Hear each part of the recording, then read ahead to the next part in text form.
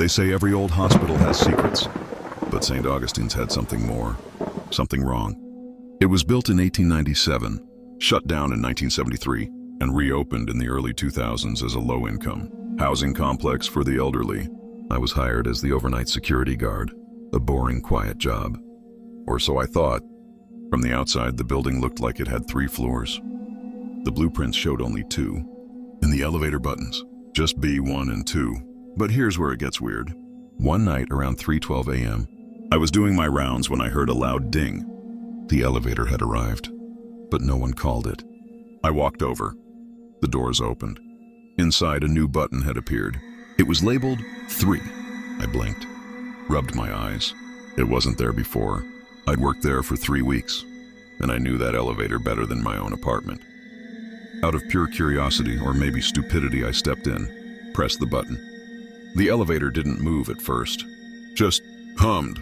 Then, suddenly, it lurched downward before shooting up like a rocket. My ears popped. The lights flickered. Ding. The doors slid open, and I stepped out into something that should not exist.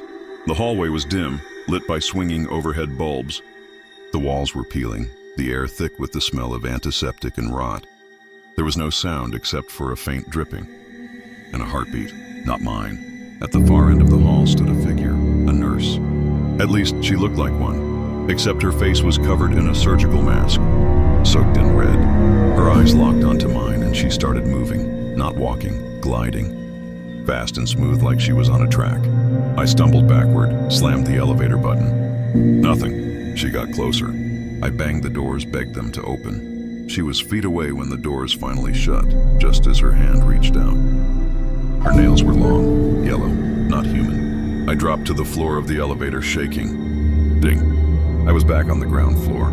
I ran outside, straight to my car, didn't even clock out. The next day I returned in daylight. Told my supervisor. He looked pale. "You saw her?" I asked what he meant. He told me I wasn't the first. A janitor disappeared in 2007. A tenant was found dead in the hallway. But there was no hallway, no 3rd floor. "No one talks about it," he whispered. That floor wasn't supposed to be built. They started constructing it back in 1961, but it collapsed during a storm. 6 people died. Their bodies were never recovered. They bricked it up, pretended it never happened. And yet, every now and then, the elevator still takes someone there. I quit that day, but sometimes in my dreams, I hear the ding. And when I look down, the elevator button says 3. In the hills of Tennessee, on the edge of the Tennessee River, sits a decaying structure known as the Hales Bar Dam Tunnel, built in 1913. It was supposed to bring power and progress to the region, but from the very start, something felt off. Workers died during construction, drowned in the tunnels, crushed by collapsing walls. The dam was eventually shut down in the 1960s due to constant structural failures, but the deaths didn't stop. In the years that followed, people began reporting eerie things in and around the abandoned dam and the pitch-black tunnel. Nearby, whispers, screams, cold spots, children laughing when no children were there. And then came the story of the boy in the tunnel. In 2014, a group of amateur paranormal investigators visited the tunnel around 2 a.m. They brought flashlights, cameras, and EVP recorders. At first, it was quiet, just dripping water, wind and silence. They laughed it off. But about 20 minutes in, one of them, Maria, froze in place. She said she heard a voice whisper directly into her ear, "Come down here." They all stopped, reviewed the audio. The recorder picked up the whisper too, a child's voice. They kept walking, trying to play it cool, until suddenly, one of their flashlights started flickering, then went out, then another. They were now deep in the tunnel in total darkness, and that's when they heard it. Footsteps, small, bare feet, running. Then laughter, a soft, high-pitched giggle echoing through the stone corridor. Maria screamed. She said she saw a small shadow dart across the tunnel ahead. Like a child, they turned to leave. But the way back felt longer than it should have been, like the tunnel was stretching. One of them swears the air got thick, hard to breathe. When they finally got out, one of the guys noticed something on Maria's arm, a small handprint, child-sized, red, like a burn. but not hot. Later research revealed the truth. In 1915, a young Cherokee boy had drowned near the tunnel. Locals believe his spirit was never at peace because the dam was built on sacred Cherokee land, disturbing ancient burial grounds. The haunting, they say, is not just paranormal.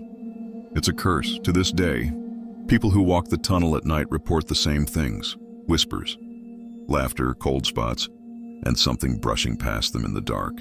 If you ever visit the Halesbar Dam tunnel and you hear a child say, "Come down here," don't follow the voice because death is calling you. Remember that.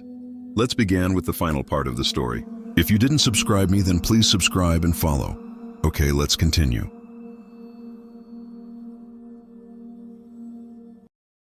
Let's begin with a warning. Some doors should never be opened at 3 a.m. A few months ago, a woman named Lisa moved into an old apartment downtown. The building was quiet, almost too quiet, and neighbors whispered about strange sounds late at night. Lisa didn't believe in ghosts, or so she thought. On her third night, she woke up suddenly at 3 a.m. The clock's glow on her nightstand stared back at her. She felt a strange urge, an invisible pull, leading her out of bed. Slowly she got up, and as she walked down the hallway, she noticed her bedroom door wasn't shut all the way. But Lisa was sure she had closed it tight before going to sleep. She pushed it open, and the hallway stretched endlessly, longer than usual, darker, like it wasn't the same apartment anymore. At the very end of the hallway, a faint, flickering light hovered.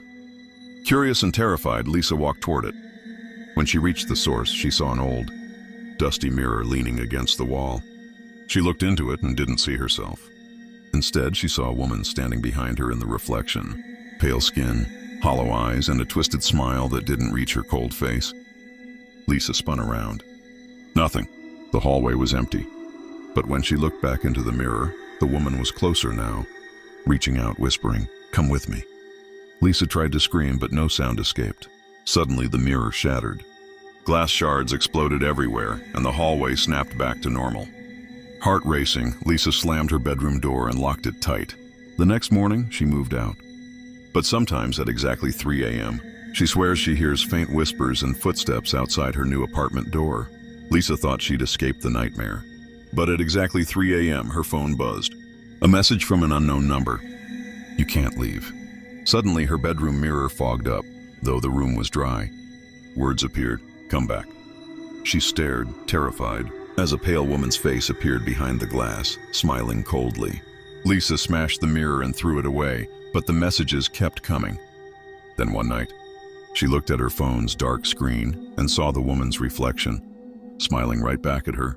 Lisa never looked in a mirror again, because sometimes what's behind the glass never lets you go.